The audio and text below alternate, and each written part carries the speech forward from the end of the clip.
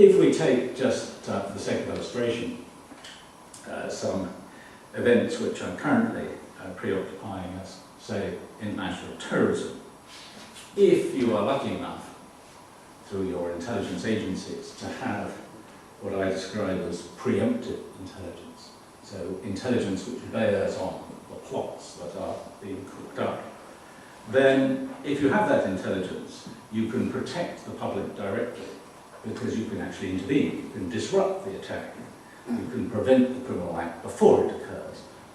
We saw the airline plotters being given long prison sentences for their attempts to put together plans to bring down multiple airliners over the Atlantic. So you can protect the public directly. By lowering the level of violence, you create political space and political time within which, if you hope, government will be able to either look for political settlements or look for ways of easing the tensions, addressing the roots of radicalization or whatever. You also provide leads, as we've seen, for criminal investigations, and those, with luck, will lead to prosecutions. And so the public can see the rule of law is in place and is being upheld.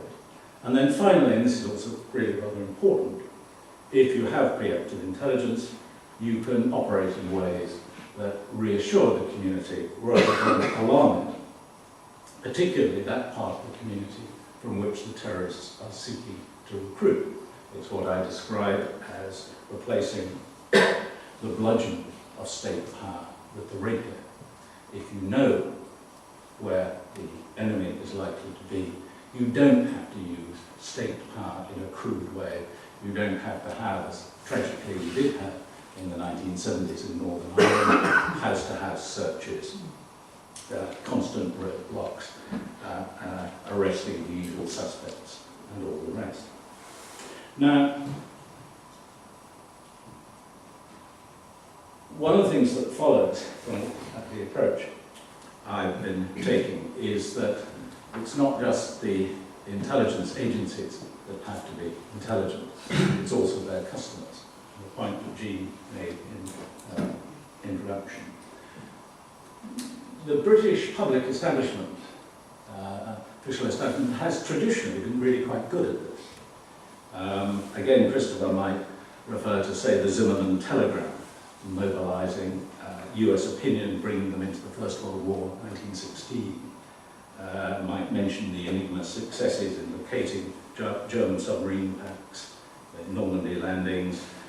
You might even quote Gordievsky's reporting as head of KGB station in London, under the control of SIS, his reporting on the Soviet leadership, the new Soviet leadership, before Margaret Thatcher's first meeting with Gorbachev. You remember her memorable remark, "This is a man that I can do business with." She, as it were, had read the back of the cards, because Gordievsky had briefed her. So, inevitably, however, the closer you get to the present day, the less you know about the successes, the less we all know about the failures, and that's obviously because agencies want to try and repeat the successes, and they don't particularly want them to become public. Just occasionally, a corner of the curtain is lifted. Robin Butler, in his report on weapons of mass destruction, for example, described quite fully the very successful British and US UK operation with Colonel Gaddafi to persuade him to abandon his WMD programs. A direct result of secret intelligence uncovering his proliferation route. Now, just to give you another conceptual framework to have in your minds when we're judging the performance of intelligence agencies and their fitness for purpose, I think it's quite helpful to really ask quite bluntly, how good are they at 4 different kinds of things? Providing awareness, providing explanation, providing prediction, and then when appropriate, taking action on secret intelligence. Now, if I were to assess very briefly their performance in providing awareness, I would rate them pretty highly. I think in the last couple of years, our awareness of the international terrorist threat, jihadist terrorist threat, we know quite a lot about the networks, who's involved, what capabilities they have. If I were, say, to pick another example, well, take one from the other side of the world, let's take China, a growing economic power. What do we know about, say, the development of Chinese nuclear weapons capabilities? And the answer is we know quite a lot. We know they're developing a new class of ballistic missile submarine, the Jin class. We know they're developing new road mobile ballistic missiles. We know that they have an anti-satellite capability and they're capable of intercepting a ballistic missile. So this is awareness that intelligence, broadly defined, including open sources, can provide us. And I think we're quite good at that. Second category is explanation. Why is what is going on going on? For example, in the terrorist context, why are individuals being radicalized? What motivates them?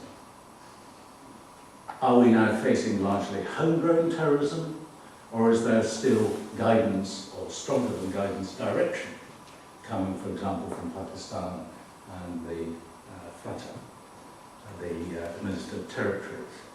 If we took the Chinese example, why are they investing so much in this new nuclear weapons capability?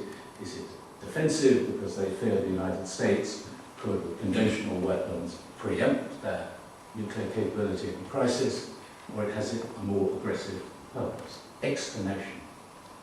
And if you have good intelligence and good intelligence sources, you can begin to put together quite a good explanation of what is going on.